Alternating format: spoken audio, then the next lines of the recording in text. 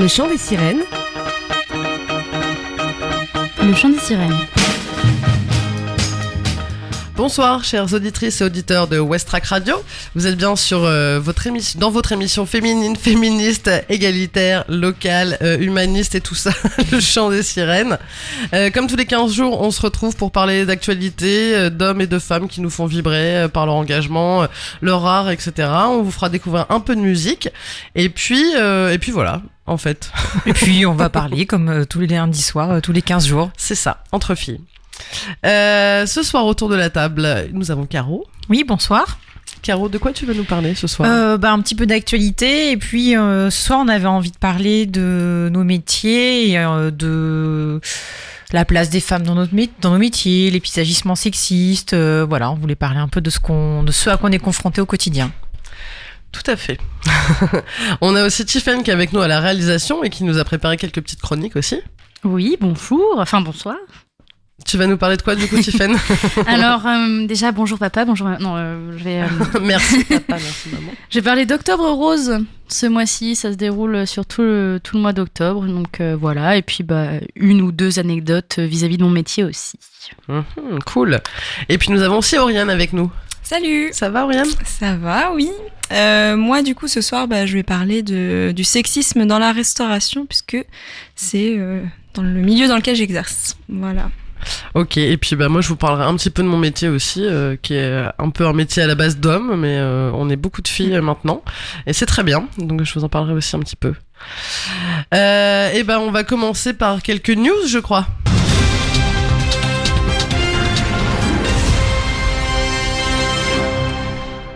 Alors, les news. Caro. Alors, c'est pas une news si fraîche que ça, un peu comme moi aujourd'hui, mais... comme nous, quoi. Parce voilà, un peu comme nous.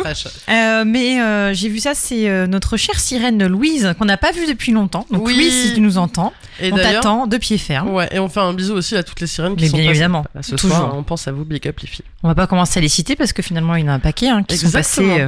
mais qui sont à travers le monde aussi. si, elles sont toutes revenues plus ou moins. Elles sont toutes avec nous. Donc on commence à avoir un grand gang de sirènes. Donc voilà. Donc là c'est Louise aujourd'hui qui partageait sur Instagram une info ce matin, qui finalement était une info qui datait du mois de mai, mais bon ça marche quand même, et qui a été relayée par le compte Instagram Quadmeuf, qui est un podcast à la base hyper marrant, intéressant sur le féminisme, sur les femmes. Et il partage une actualité qui concerne les États-Unis, et pour la première fois, Miss Teen, Miss America et Miss USA sont 3 femmes afro-américaines, donc 3 femmes noires.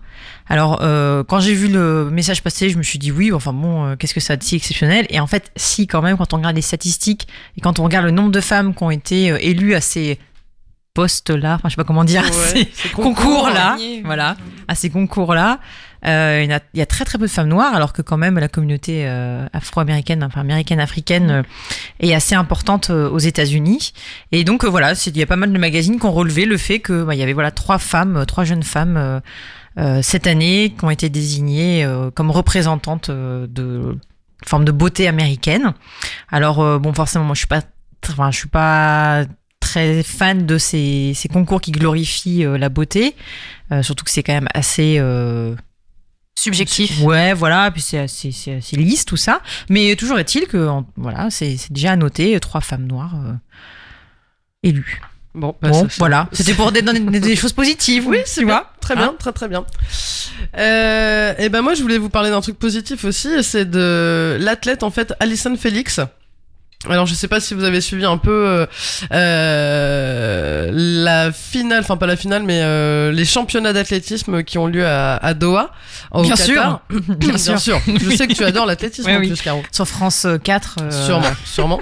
Enfin bref, en fait l'américaine, elle a remporté en fait sa 12e médaille d'or.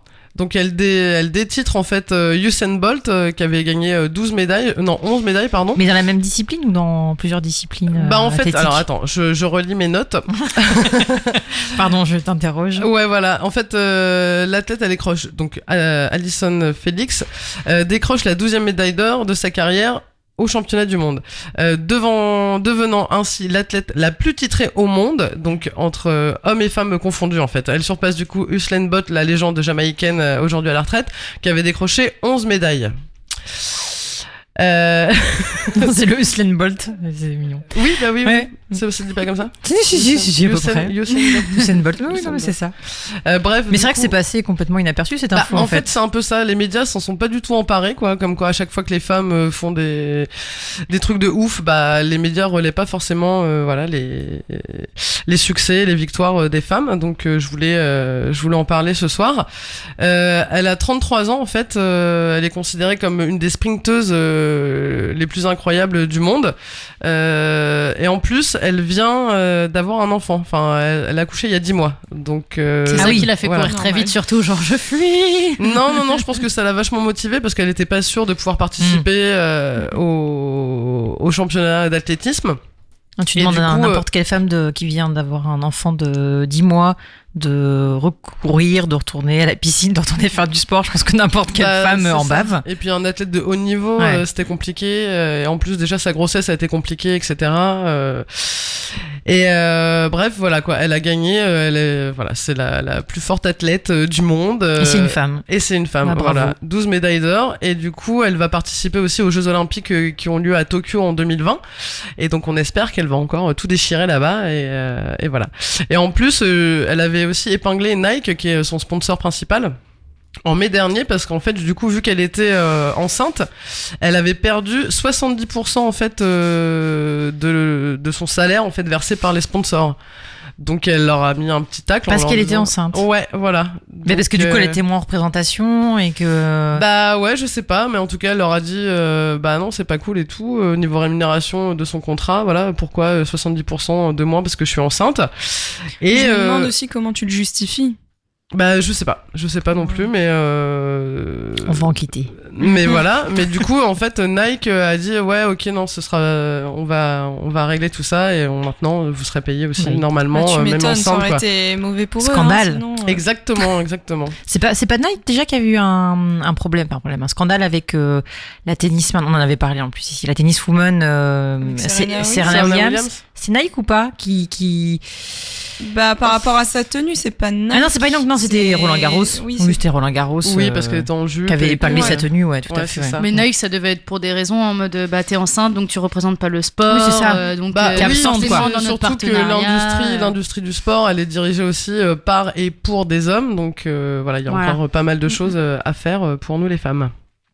Donc voilà, bravo en tout cas à Alison Bravo. Félix. Enfin voilà, moi je trouve ça énorme ce qu'elle a Carrément. fait quoi. Bah, surtout que Et puis, c'est énorme que ce soit autant passé à l'as. inaperçu. Ouais. Merci les médias. Donc voilà. Vous avez d'autres news les filles, je crois. Non, mais toi, Non. oui. Non, moi je voulais revenir aussi sur un truc un peu plus triste. C'est toujours les féminicides qui continuent d'augmenter. Là, on est à 116. Enfin, en tout cas, hier, on était à 116. Il y a les Femen aussi qui ont mené une action samedi dernier dans un cimetière parisien, en fait, où elles étaient recouvertes de cendres, voilà, avec plein de messages inscrits sur elles, voilà, pour En hommage. en hommage et puis aussi pour faire agir l'État et le gouvernement pour trouver des moyens en fait pour enrayer ce fléau en fait parce que c'est vrai que tous les jours on a l'impression qu'il y a 1-2 femmes qui se font tuer en France et on imagine dans le reste du monde ce que c'est. Donc voilà, faut continuer à lutter parce que c'est pas possible en fait de se faire tuer tous les jours chez soi par son mari devant ses enfants, c'est juste inacceptable. Et si c'est l'argent qui manque, j'ai envie de dire, il y a un président qui est mort il y a pas longtemps, donc normalement on est censé payer moins de charges et tout ça à l'État, mais on en paye toujours autant. Donc si l'argent pouvait servir à ça, Ouais, bah on Hein. aimerait bien, on aimerait bien. Je suis allée regarder un petit peu ce qui se passait du côté du Grenelle de Oui, parce que l'environnement, voilà. n'importe Non quoi. mais le Grenelle contre de- les violences faites aux femmes. Contre les violences faites aux femmes, pour voir un peu s'il y avait des choses qui étaient sorties. Et pour l'instant, il n'y a pas de grande annonce. Donc ça continue, hein, c'est prévu jusqu'à mois de novembre. Donc on en reparlera, j'espère, peut-être fin novembre, début décembre. Il y aura peut-être des annonces, des choses positives qui seront mises en place. Bah j'espère, ouais. J'espère. Et ben on se fait une petite pause musicale. Oui. Allez, du coup on va s'écouter un petit morceau de The Moves. The Muffs. The Muffs, les meufs, The Muffs. The Meuf. Oui, parce que la chanteuse Kim Shattuck est décédée la semaine dernière, le 2 octobre. Voilà, elle avait joué dans The Pandoras à la fin des années 80, puis elle a créé The Muff en 91. Elle a joué aussi sur une tournée des Pixies après le départ de Kim Deal, la bassiste. Donc voilà, c'est la chanteuse d'un groupe de punk rock qui est une figure aussi de la scène alternative rock des années 90 aux États-Unis. Et on écoute le morceau qui s'appelle Paint Be Number.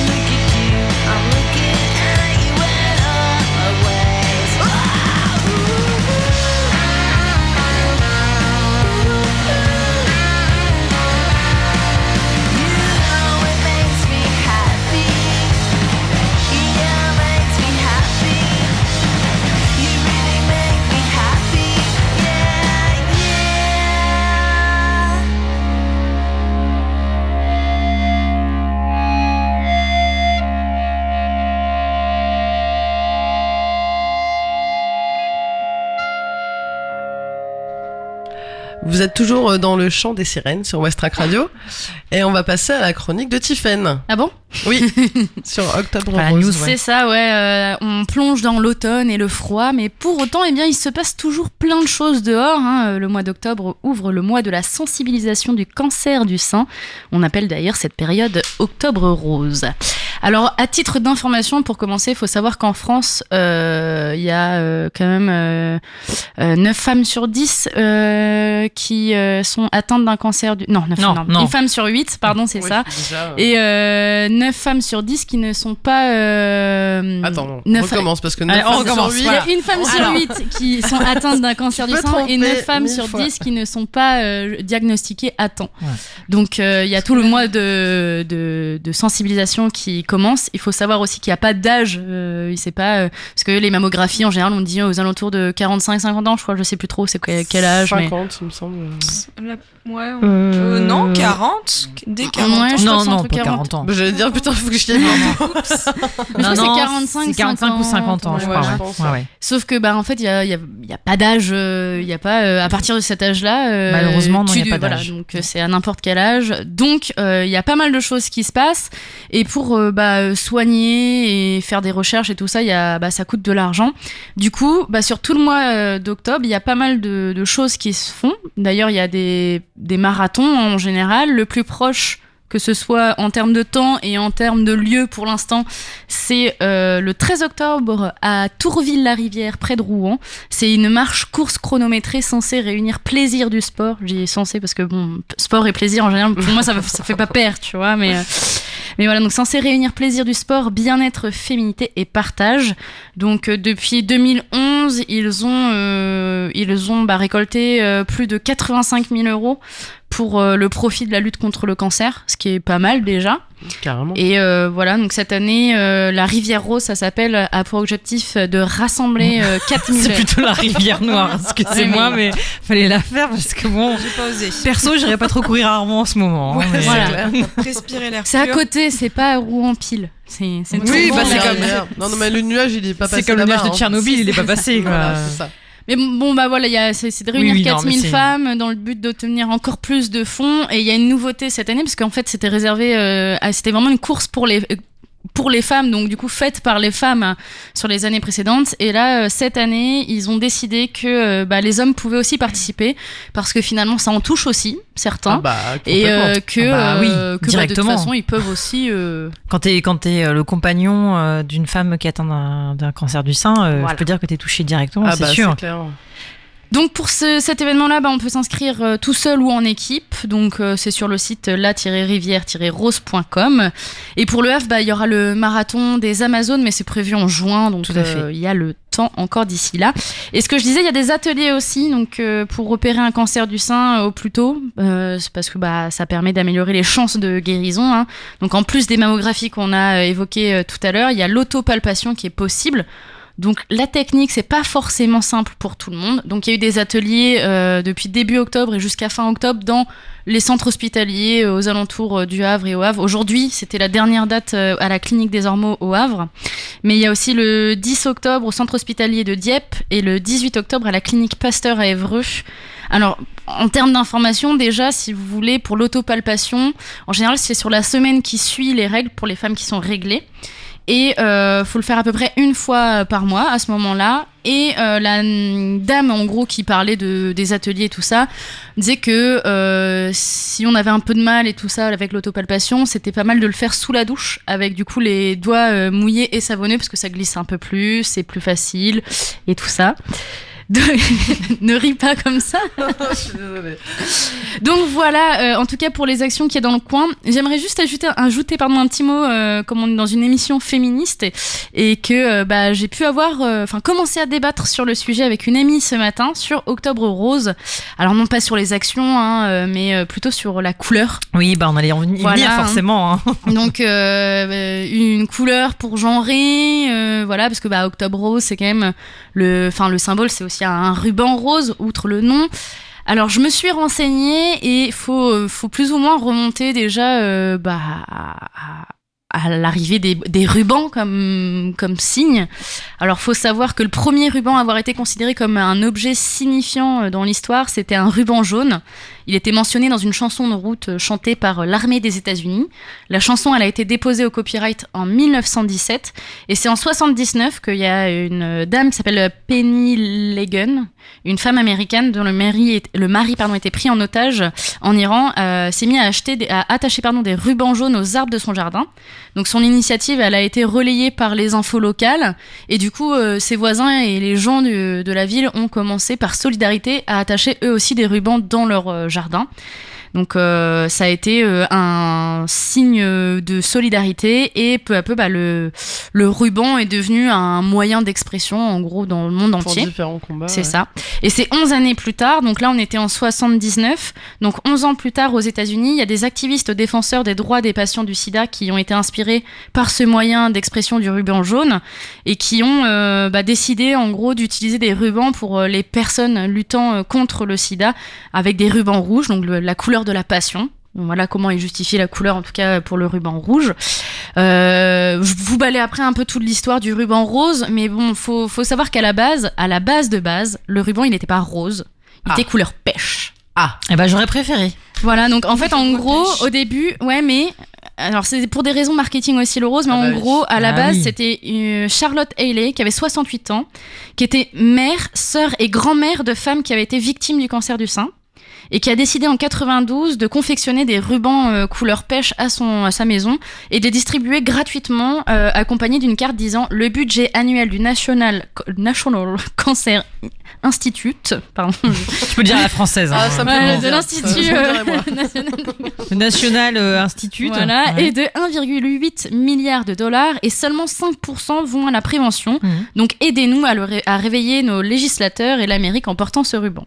Oui, mais tu peux le faire avec du vert, du bleu et du. Bon, là, c'était pêche. Oui, c'était non, mais pêche. Non, mais pêche, ça va. Là, là-bas, Ouais, ouais. c'était pêche. Pêche, ça va. On déjà. était sur la couleur pêche. Pêche, ça va. Ok. Pas canari, pas. On était sur pêche. Après, il y a 2 rédactrices du journal Self, un magazine consacré à la santé des femmes, qui se sont penchées sur l'affaire et qui ont voulu, en gros, s'accaparer de l'idée du ruban.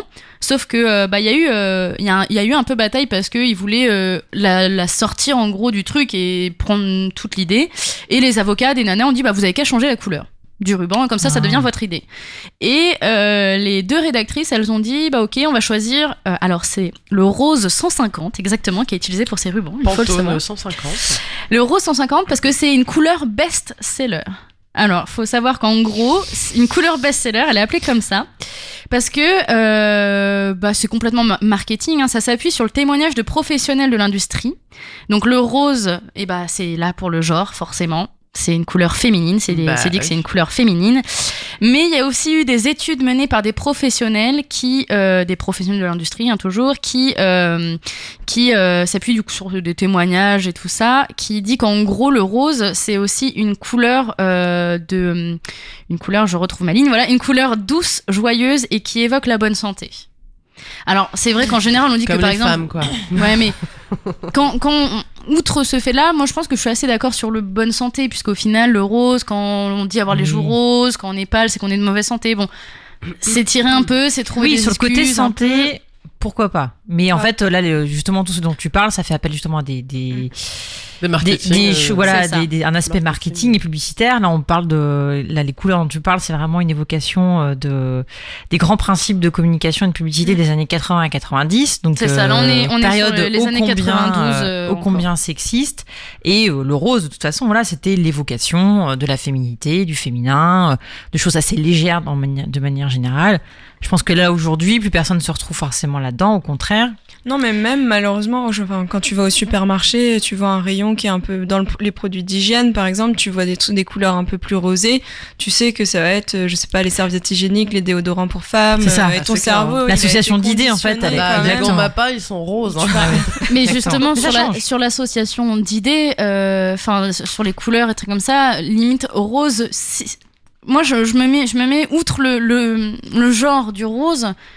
Si on prend un ruban bleu, bleu, c'est la couleur d'un cadavre, c'est de quelqu'un qui est mort. On dit que quelqu'un est bleu quand il est mort. Si on prend vert, c'est un peu du pourri, c'est du pu. Si on prend noir, c'est la c'est mort. Rouge, c'est déjà pris.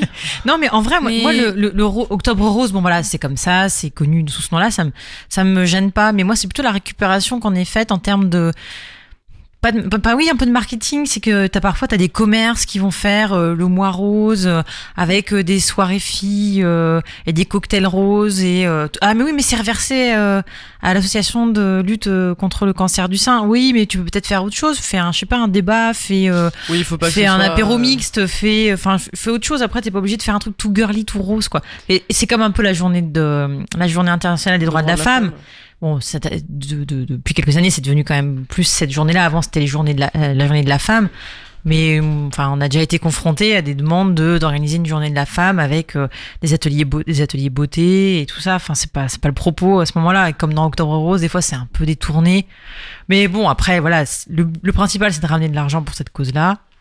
Justement, et faire en sorte que de plus en plus de femmes puissent être guéries de cette je voulais maladie. rebondir pour ceux qui voudraient s'intéresser un peu plus, parce que tu parlais du commerce et des sous qui sont. Alors, en faisant mes recherches, je sais plus c'est quoi le nom de l'entreprise, mais il y a une entreprise en gros qui construit des choses avec des produits très très polluants. C'est pas Lubrizol, hein, mais. Alors, je sais plus vraiment, mais en gros, c'est des produits qui justement favorisent le développement du cancer du sein. Donc voilà, et qui vendent des rubans faits avec ces matériaux-là, des rubans roses. Alors j'ai vu ça, j'ai complètement halluciné, mais Ah oui, mais et c'est bénéf pour eux, ça leur cette année, je crois que c'est des petits télescopes roses. Enfin bon, bref. Ok, Ok. bah, j'espère que c'est pas eux qui fabriquent les petits trucs pour Octobre Rose. Non, bah sinon il suffit d'en faire pêche et puis bah c'est à nous de redétourner et puis Bien. ce que je disais là. Et Octobre pêche. À la pêche. Ouais, c'est bien. ça, ouais. c'est Octobre pêche, on va proposer un truc. Ouais, je pense qu'il faut Ouais. revoir un peu tient à quelque tous les chose. trucs de communication des multinationales et autres. Ouais. Donc voilà, donc il y a Octobre Rose en ce moment et concernant les rubans, vous avez peut-être entendu parler de ça, mais ce mois-ci, enfin en ce moment aussi, il y a les Love Baguettes. Les Qui love sont baguettes. en vente aussi. Ouais, les Love Baguettes. Alors, c'est des baguettes en forme de ruban, justement, mais c'est 2 euros à peu près la baguette. Ça dépend de là où on l'achète, mais il y a pas mal de boulangeries qui le font. Et il y a la moitié du prix qui est reversé pour le sida. Ça, c'est bien. Voilà. Ok, merci Tiffaine. Moi, je voulais dire un petit mot sur ma petite chouchoute, Greta Thunberg. Parce que voilà, après. Mais plusieurs- comment, Marie, tu aimes Greta Thunberg? Ah oui, je ne sais Mais pas c'est comment. pas. Elle est influencée par des grands groupes. Mais oui, mais arrête. c'est ça. pas possible. Eh ben si, moi je l'aime bien. Elle a beau être complètement emportée après ses discours engagés à l'ONU, à la COP 24, etc. La petite suédoise, moi je l'aime bien. Et justement, ça me choque beaucoup en fait tout ce qui se passe autour d'elle et surtout les haters et tous les philosophes écolos éditorialistes français qui sont là, non mais elle est manipulée, tout ça, parce que eux ils sont vieux, elle est jeune, en un an elle a carrément enfin c'est devenu une égérie en fait de la lutte écologique, et eux ils sont juste dégoûtés et du coup ils se permettent de la traiter, oui non mais vous vous rendez compte, à l'ONU elle a pleuré, moi j'ai regardé le discours, elle a pas pleuré une seule fois quoi, elle est juste convaincue de ce qu'elle dit, elle est juste écœurée par les gouvernements actuels, le manque le manque d'inaction, enfin l'inaction contre le changement climatique, et moi je trouve ça très bien, et je suis très choquée parce qu'aujourd'hui en regardant quelques trucs, j'ai vu qu'en Italie il y a des abrutis qui ont pendu un mannequin avec des couettes qui fait penser à Greta Thunberg, du coup en mettant c'est ça votre déesse, enfin c'est votre dieu, mais bon et je trouve ça hyper dur pour cette petite jeune voilà, qui va en prendre plein sa gueule parce que voilà, elle se bat pour une cause noble, et en fait elle est trop médiatisée, et ça fait de la mauvaise pub pour ces vieux frustrés, donc je trouve ça complètement stupide, et je suis de tout cœur avec elle, et j'espère que voilà, ça va pas trop la toucher, parce que vu comment elle a l'air très émotive, et puis et donc voilà. Donc, surtout que là, elle endosse le poids d'une égérie, d'une époque, toute la symbolique. Enfin là, c'est un truc qui lui échappe. ah bah complètement quoi. Ça c'est complètement parti, à mon avis, dans des sphères qu'elle n'avait pas imaginées, mais c'est louable. Elle a fait, je pense, énormément de sacrifices. Elle porte vraiment la parole de toute une génération quand même, qui a plutôt envie que ça change, parce qu'ils sont inquiets. C'est leur monde, c'est le monde qu'on leur a cédé. Et voilà. Et aujourd'hui, justement, j'ai vu un truc passer sur Facebook. Enfin bref, qui disait que c'était quelqu'un qui critiquait Greta Thunberg et sa génération en disant que oui, vous dites que vous voulez un monde meilleur, que on vous a cédé un monde vraiment horrible, mais en fait, regardez, c'est vous qui consommez à fond, c'est vous qui partagez votre implication sur les réseaux sociaux, qui consomme énormément d'énergie. Enfin voilà, c'était des espèces d'arguments, d'essayer de trouver des arguments pour des arguments. Alors oui, ils sont pas parfaits ces gamins, bien évidemment. Ils ont été élevés dans cette société-là. Oui. Tu peux pas changer du tout au tout quand on t'a appris à surconsommer. Donc c'est bien aussi de pouvoir prendre du recul déjà à leur âge et de se dire qu'est-ce qu'on peut faire de mieux pour pas foncer droit dans le mur. C'est ce que j'avais envie de répondre à ce monsieur. C'était un homme, évidemment. C'était de lui dire, en fait, qui a généré ce système-là et qui a généré ce monstre? C'est nous, en fait. C'est nos parents. Et donc ces gamins-là, ils se disent quand même qu'il y a un truc à changer. Alors oui, ils sont pas cohérents, et nous-mêmes on n'est pas cohérents. On se dit un peu ouais, mais responsable. On est tous un peu responsables, mais je pense que on essaye nous aussi par des petits gestes du quotidien d'essayer de faire changer les choses, même si on n'est pas parfait évidemment. Mais clairement, ceux qui ont le pouvoir, ceux qui peuvent faire changer les choses, eux veulent pas le faire changer. Enfin, tu vois, tous les gouvernements, tous les think tanks, les machins, c'est à eux aussi, par les multinationales, etc. On voit bien du Brisol, ce qui se passe, c'est juste impensable. Mais, mais c'est le capitalisme. Après, c'est ça, tout est autour des thunes. Il y a un moment où t'as l'apogée du capitalisme, mais il y a un moment où ça chute aussi. Et, il faudrait juste leur faire voir en quoi l'écologie peut leur rapporter plein d'argent aussi. Mais en plus, je pense que ils auraient déjà le cas. Ouais, voilà, c'est pour ça qu'il y a aussi beaucoup de marques qui s'engagent dans l'écologie du développement durable, mais il y a l'histoire en fait dans le développement durable, il y a l'histoire du super-héros, pardon. C'est vraiment la personne qui dans son quotidien fait tout pour de façon positive pour la planète. C'est vraiment genre nous on essaie de faire des petits trucs au quotidien, mais des fois on n'est pas toujours très cohérent. C'est ce que je disais par rapport aux jeunes qui manifestent. On n'est pas très cohérent. On a un smartphone. Voilà, on consomme pas non plus zéro déchet. Enfin, 50 000 vraiment, par jour. T'as le super-héros ou la super-héroïne. C'est la personne qui est vraiment raccord de bout en bout, que tu peux pas trouver à critiquer à ce qu'il fait. Et en fait, si on devenait tous des super-héros ou des super-héroïnes, ça permettrait de réduire de 20% on va dire la pollution, enfin les gaz à effet de serre, enfin voilà, notre empreinte carbone néfaste. Donc en fait, les 80% restants, et encore c'était vraiment si nous on arrivait à agir de façon vraiment exceptionnelle, les 80% restants, c'est l'État, l'industrie, toute la production en fait Après le truc c'est que ces 80% aussi ils suivent la société civile, parce que pareil l'État, si ils sont en période d'élection, ils voient qu'il y a un changement aussi au sein de la société.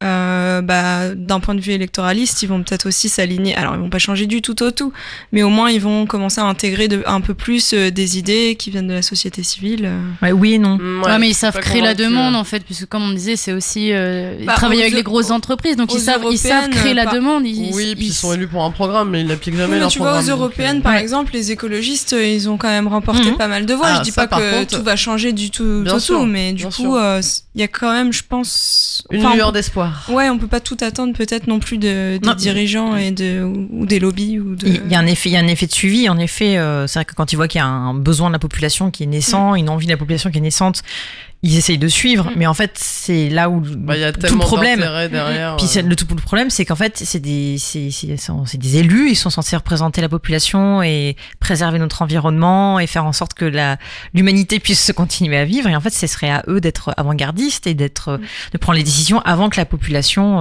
le demande aussi. Et c'est là où ils jouent pas leur rôle. Et puis après, c'est là aussi il y a toutes les questions de lobbying, d'enjeux économiques. Enfin bon, bref là. Mais en tout cas, oui, c'est dégueulasse tous ces personnes qui sont contre elles. Elles se suicident pas à 20 ans, quoi. C'est beaucoup de pression. Et déjà, après, tu peux ne pas aimer, tu peux pas être d'accord avec elle, bien évidemment, mais c'est un acharnement d'une parce qu'elle est jeune. Aussi parce que c'est une femme. Après, moi, je trouve que ça montre de la part de ses opposants la faiblesse de leur argumentaire. Carrément. Parce que s'ils ont besoin de s'attaquer à une petite fille et qu'elle leur fait autant peur, sinon ils répondraient pas déjà, ça montre que peut-être derrière, il n'y a pas grand-chose non plus pour eux. Enfin, ils savent pas quoi dire, quoi. C'est clair, quand tu réagis comme ça, c'est que vraiment, ça représente une vraie menace en face, quoi. Complètement.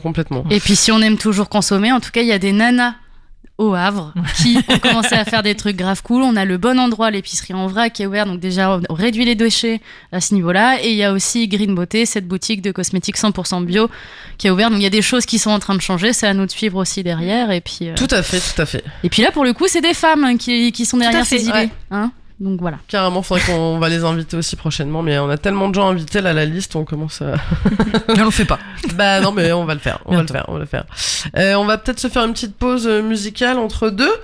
Caro, tu nous as proposé un morceau, nous présentes ? Tout à l'heure, je vous parlais de fraîcheur et de nouveauté quand on parlait d'actualité. Eh bien, cette artiste, elle coche vraiment ces deux cases. Donc, c'est Mathiel. C'est une artiste, chanteuse, guitariste venue d'Atlanta. Pour la définir, il y a un petit côté rock tradi à l'américaine, avec plein de guitares qui queen, mais musicalement, je trouve assez bourré d'enthousiasme, avec des chœurs pop comme je les aime. Et je l'ai découvert sur la scène du festival Lévitation à Angers, qui est un festival qui fait vraiment l'apogée du psyché à l'américaine, donc avec beaucoup de groupes masculins, très peu de femmes. Et c'était la petite bulle de fraîcheur, alors sans associer ça au féminin, mais c'était vraiment un chouette moment. J'ai découvert cette artiste-là et du coup je voulais la partager. Donc c'est Mathiel et on écoute Keep the Change.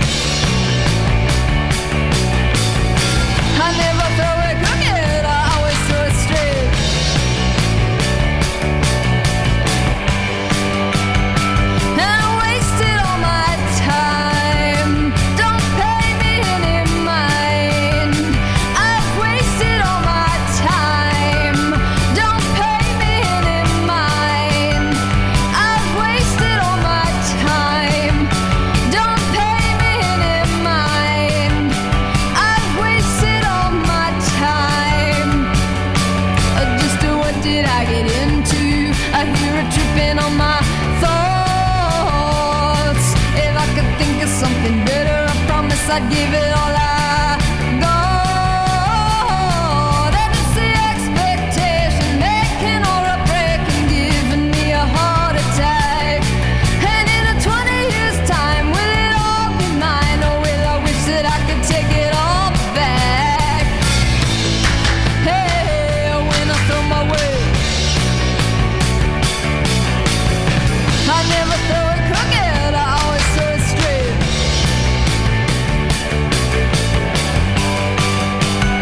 And I wasted all my time, don't pay me any mind, 'cause I wasted all my time. Hey, when I throw my weight, I never throw it crooked, I always throw it straight. Your eyes like a faucet, no matter how you toss it, you made it to the end of the game. Pack up your razor, don't do any favors, you can just keep the change. You can just keep the change.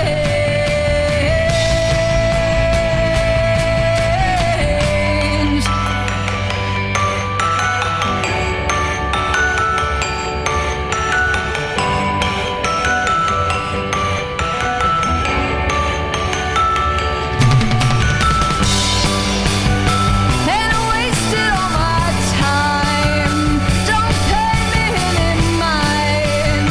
I've wasted all my time, don't pay me any mind. I've wasted all my time, don't pay me any mind, 'cause I wasted all my time. Vous êtes toujours dans le chant des sirènes. Merci Caro pour cette petite pépite musicale. Je vous en prie, avec plaisir. J'aime beaucoup, j'aime beaucoup.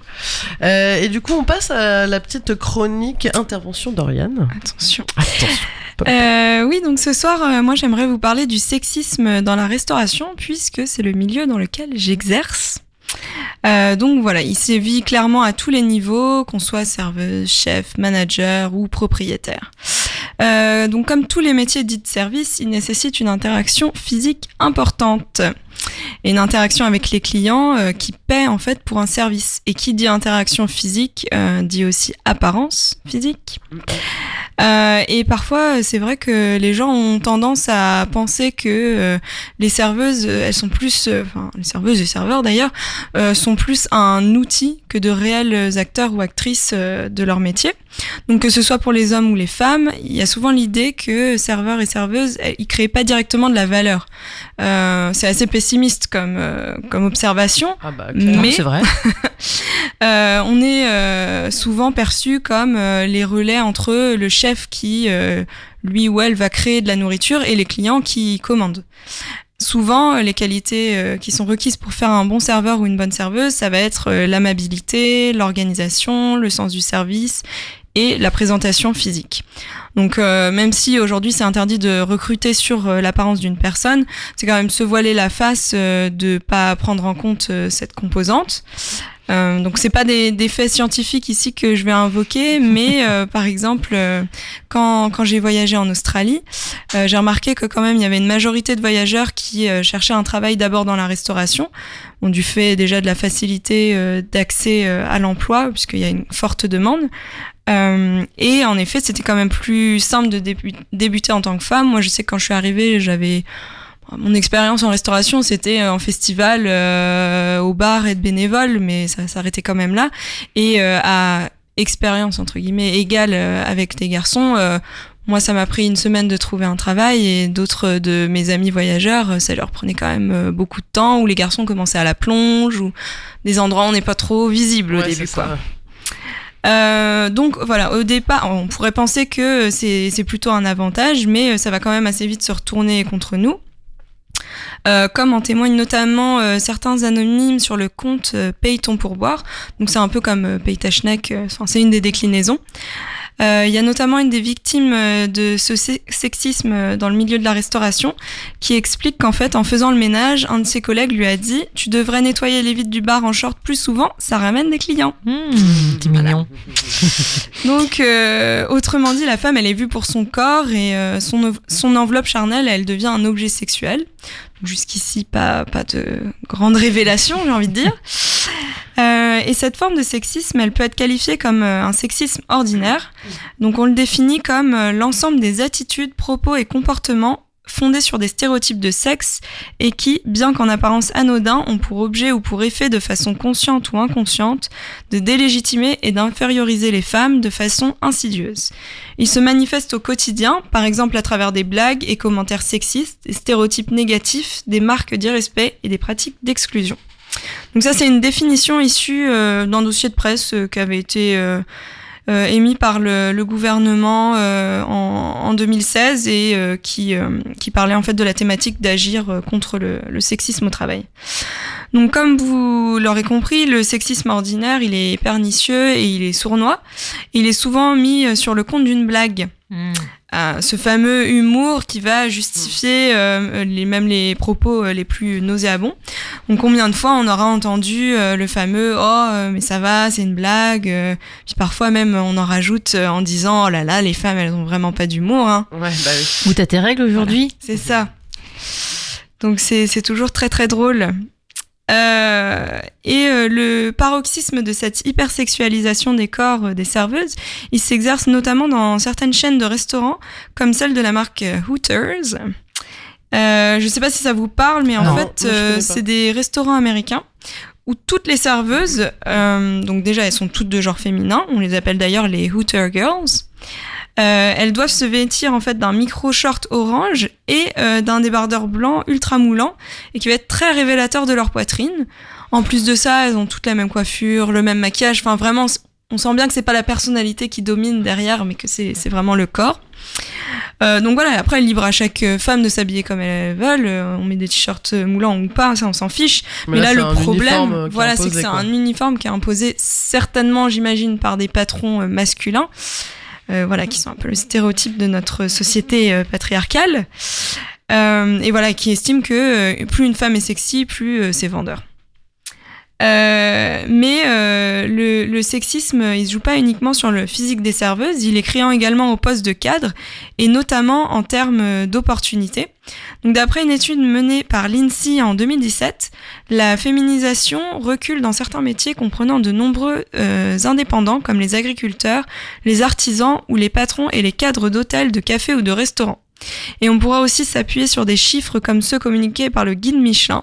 Donc parmi les 609 tables étoilées dans le fameux guide gastronomique, donc là je parle de l'édition de 2015, ça date un peu mais je pense pas que c'est évolué drastiquement. Donc sur ces 609 tables étoilées, il y a seulement 16 femmes qui les portent. Voilà, donc pas besoin d'être fort en mathématiques pour comprendre que ça fait très peu. Mais moi, je trouve que c'est quand même assez ironique parce que finalement, on constate que la cuisine, alors que pourtant c'est un domaine qui est plutôt considéré comme féminin dans la sphère privée, dans la sphère publique, donc via la restauration, finalement, elle devient la prérogative des hommes. C'est plutôt des hommes qui sont chefs. Mais voilà, être chef, c'est pas seulement faire la cuisine, c'est aussi de donner des ordres, enfin diriger une équipe, créer ses recettes, et voilà, pas être simplement dans l'exécution, qui sont plutôt des métiers réservés parfois aux femmes. Voilà. Et donc sur ce constat assez optimiste, voilà, j'ai envie de dire que moi dans mon restaurant, notre chef c'est une femme, donc coucou Laura. Et j'espère que à notre façon ça contribue un peu à casser le plafond de verre. Bah, on espère aussi, carrément. Mais c'est vrai que la question de la compétence, en fait, c'est toujours sur des métiers comme le métier de service. On n'imagine pas en fait toutes les compétences auxquelles on peut faire appel et que du coup on n'est pas sur juste un aspect physique en effet. Et en fait, finalement, ça se retrouve dans plein de métiers, cette question-là. Complètement. Bah, je fais un parallèle aussi avec mon métier, du coup, qui est en technique dans le milieu du spectacle vivant. Et donc, moi, je suis régisseuse générale au Tetris. Et c'est vrai que c'est un milieu, à la base, qui est très masculin. Ça fait très peu d'années, en fait, où les filles commencent à s'imposer. Déjà, il y a le mot technique dedans, donc c'est pas c'est clair. Mais en fait, je me rends compte en parlant avec des collègues et autres que, enfin, dès que t'as une fille qui arrive en fait dans une équipe, tout de suite, enfin, ça change l'ambiance, mais vraiment quoi. Enfin, ça apaise les choses. Bon, après, ça dépend parce que quand t'es toute seule face à une armée de mecs, c'est pas toujours facile quoi de faire sa place, etc. Souvent, les filles, elles sont beaucoup plus compétentes que les meufs, que les mecs, pardon. Et ça, je pense que ça leur pose un gros problème d'ego aussi aux garçons. Mais voilà, elles sont vraiment à des postes à responsabilité de plus en plus. Et je pense que oui, ça contrebalance un peu le fait que c'est un métier très masculin de base et que les régisseurs qu'on accueille sont pas habitués à avoir des filles en face d'eux, donc ça les déstabilise un peu. C'est assez marrant d'en jouer aussi parce que du coup voilà, enfin nous à chaque fois on me dit ouais là tu vas accueillir ce mec là, il est hyper sexiste et tout. Je sais bah ok, on va voir comment ça va se passer ou même j'imagine il y a plein de fois où, enfin, parce que moi par exemple souvent on vient au resto et on me dit bah est-ce que je peux voir le manager. Ouais, c'est donc ça. Là, tu fais, devant coucou, toi. C'est moi. Et donc, j'imagine que pareil, dans la technique, c'est il est où le régisseur Bah, c'est ça. Puis après, moi, je m'efforce aussi d'être, entre guillemets, irréprochable parce que je sais que la moindre faute ou s'il y a un problème niveau technique, bah là, ils vont se faire un malin plaisir aussi à te laminer, quoi. Donc, c'est pour ça que quand tu disais les femmes sont en général, dans le milieu technique en tout cas, plus compétentes, c'est parce qu'en fait, quand t'es une femme dans un milieu d'hommes, bah, tu dois faire tes preuves encore. Obligée c'est ça, tu dois de te faire surpasser et de ne rien laisser passer. Complètement. Parce que sinon, tu sais que bah, à la moindre erreur, on va te renvoyer dans la tronche que bah, t'es une femme et t'es pas compétente, Exactement. etc. Exactement. Même, oui, voilà. Bah, à la base, c'est pareil. Moi, je suis du milieu de la technique parce que avant de venir à la radio, je suis technicienne son et pour avoir été qu'avec des garçons, même dans les études, des trucs comme ça, je trouve que c'est la crédibilité qui est dure aussi derrière parce que il y a des fois où, enfin, moi je me rappelle pendant mes études où on devait sonoriser un hang, donc c'est ces espèces de soucoupes métalliques qui très harmonieux et tout ça, donc c'est qui a été vachement à la mode il y a quelques années là. Et le prof me dit ouais comment on va faire machin.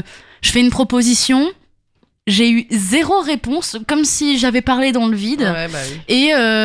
Et le prof est revenu 5 minutes plus tard en disant ouais, sachant que j'étais alors faut savoir que j'étais la seule fille avec que des garçons dans ma formation, et le prof est revenu 5-10 minutes plus tard en disant ouais machin a dit qu'on devrait faire comme ça. Je fais bah c'est ce que je viens de dire en fait, mais oui, mais bon c'est pas grave, comme je suis une femme et que enfin je ne sais pas ce que je dis de toute façon, ça avait moins d'impact que voilà. si Puis même on se sent pas toujours légitime. Enfin je sais combien de fois je me suis dit bah, attends, je vais peut-être réfléchir avant de donner telle réponse à tel prof parce que peut-être, et parfois, enfin pas tout le monde, mais les garçons, même quand on est entre amis, ils donnent leur avis comme ça sur des sujets dont ils savent pas du tout de quoi ils parlent. De but en blanc. Mais ils osent quoi. Enfin c'est quelque chose qu'on a dû leur transmettre depuis petit, quoi, que leur parole elle avait plus une valeur en fait. Bah de toute façon à l'école on voit les garçons ont le droit d'être cancres mais pas les filles. C'est tout de suite les profs peuvent rigoler à des blagues de garçons dans la classe, mais quand c'est une fille qui le fait, alors là c'est t'as pas honte. Mais en fait, ça fait appel surtout au sexisme ordinaire, ce que tu relevais pour le service, ce que tu peux côtoyer dans le milieu du spectacle vivant, de la technique. En fait, c'est pas forcément des gens malveillants, c'est pas ça, c'est juste du sexisme ordinaire, c'est les petites phrases, comme tu disais, le oh, bah c'est bon, je déconne. On verra quand il faudra porter un truc lourd. Voilà. Bah justement, en parlant de ça, il y a des choses, je pense qu'ils se rendent pas compte, justement, qu'ils pensent à la galanterie, entre guillemets. Alors que bah au bout d'un moment, genre juste non, parce qu'en parlant de trucs lourds, en technique, à un moment donné, tu t'emportes des choses lourdes, et si tu fais ce métier-là, c'est que tu le sais.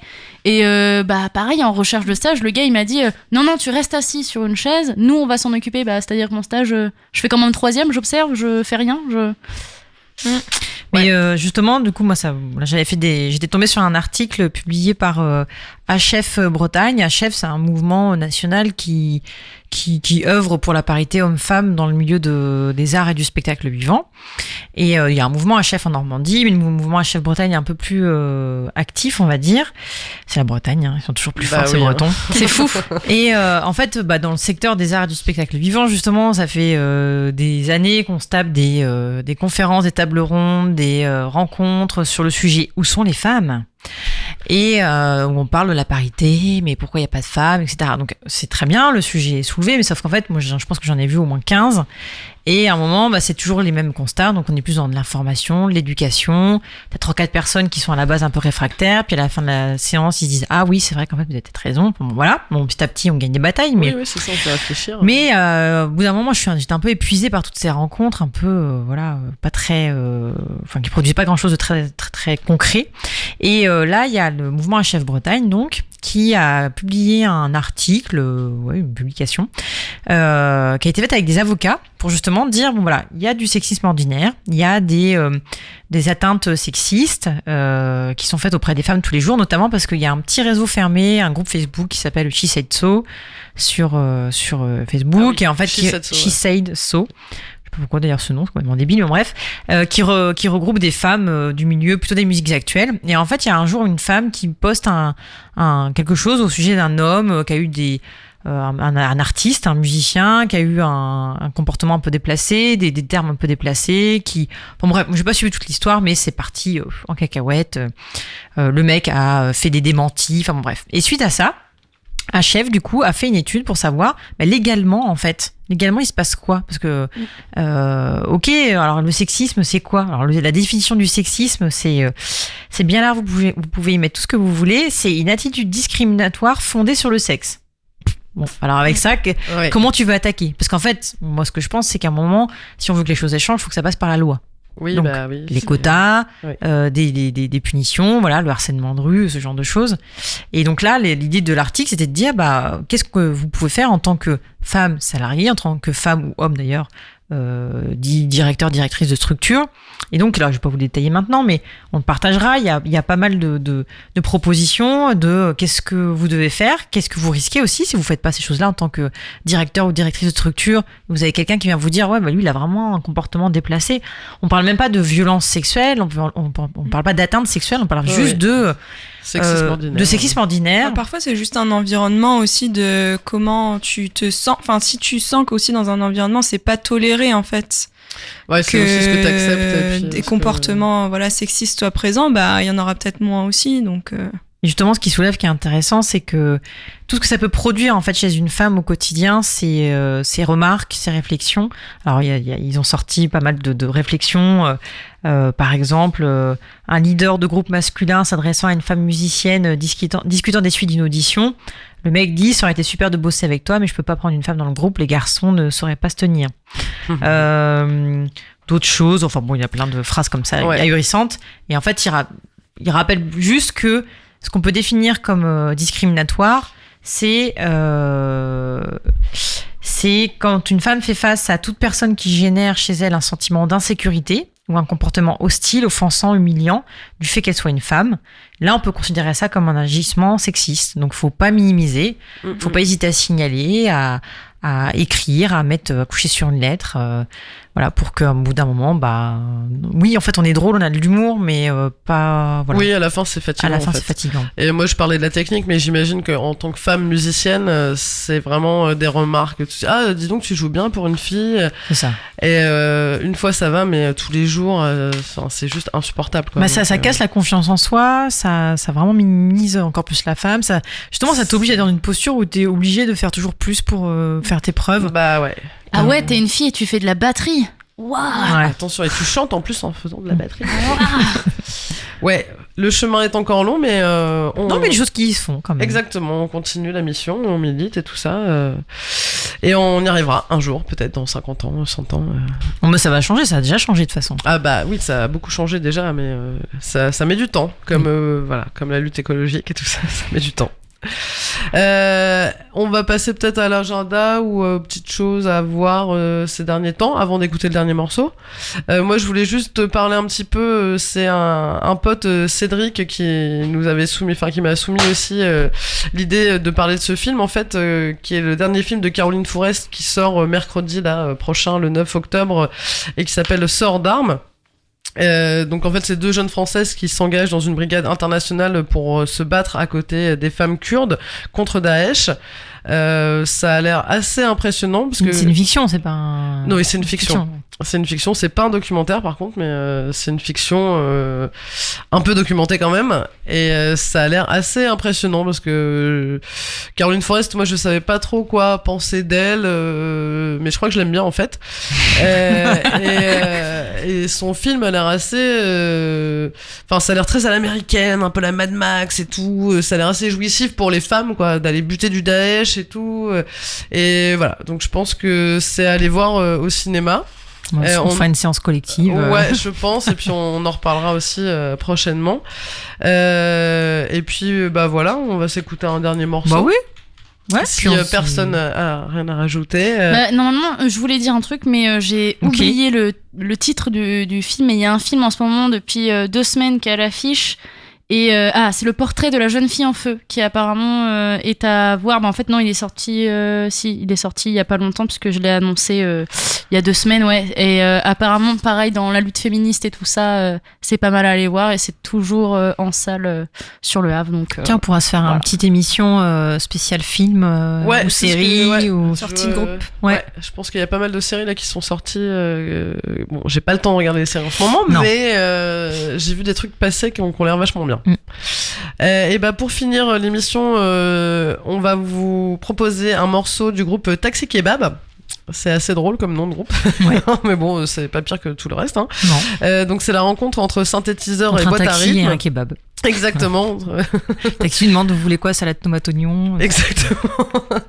Donc c'est des guitares modulées, amplifiées, du chant saccadé. C'est un héritage culturel et familial, hein, des musiques Moyen-Orient, etc. Ça laisse apparaître des bribes d'identité trouble. La musique sillonne de nuit sur les routes marocaines et parcourt des paysages dans un son brut, psyché, désorienté et désoriental. Bah, désolé, j'ai un peu du mal, j'ai les yeux troubles. Je supporte pas comme trop la musique de Taxi. Taxi Kebab. Exactement. Donc on écoute Limchi Jrou Et Taxi de Kebab Taxi sera Kebab. en concert au Festival West Park. Tout à fait. La semaine prochaine. Je sais plus quel soir. et le si vous voulez vendredi en ou le savoir, samedi. si vous voulez en savoir c'est le plus sur samedi. West Park, il suffit d'écouter West Track. West Track. Voilà. Mais oui, il y a le festival West Park, bien sûr, la semaine prochaine. On vous invite à venir nous rejoindre pour découvrir plein de beaux concerts et de beaux groupes. Il y a quelques femmes sur scène. Et quelques femmes sur scène. Toujours pas assez, mais bon. Non, toujours pas assez, mais quelques-unes quand même. Voilà, c'est ça. Allez, on vous fait des gros bisous. Passez une bonne semaine. À dans bientôt. 15 jours. Bisous.